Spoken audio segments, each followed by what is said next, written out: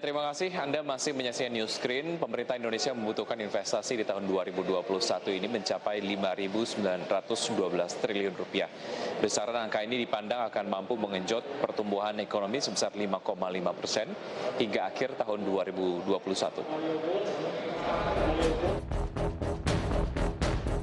Optimisme mencapai pertumbuhan ekonomi nasional sebesar 5,5% dipandang Menteri Perencanaan dan Pembangunan Nasional atau Kepala Bappenas Suharto Monarva harus seiring dengan kebutuhan investasi di tanah air. Di mana pada tahun 2021 ini pemerintah Indonesia membutuhkan investasi mencapai 5.817 hingga 5.912 triliun rupiah. Terlebih sebelumnya investasi di Indonesia sempat terkontraksi minus 4%. Dari realisasi investasi mencapai 4.897 triliun rupiah pada tahun 2019.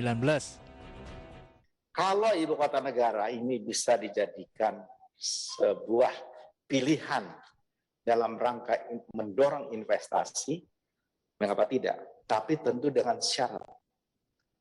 Pertama, pandemi sudah kita bisa kendalikan. Bagaimana cara kita menghitung pandemi sudah kita bisa kendalikan? Ya tadi, artinya bisa kita capai dengan angka 0,9. 0,9 kita bisa capai kalau dengan disiplin yang tinggi, vaksinasi itu 5M tercapai pada bulan September. Besarnya investasi untuk mendorong pertumbuhan ekonomi dipandang sangat penting bagi pemerintah, khususnya investasi dari non-pemerintah. Terlebih saat ini porsi investasi pemerintah hanya menyumbang 5 hingga 7% dari total kebutuhan investasi, dan diikuti oleh investasi perusahaan BUMN dengan porsi 4,9 hingga 8% saja.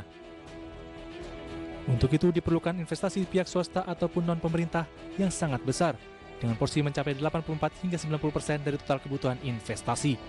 Dari Jakarta, Adi Firmansyah untuk IDX Channel.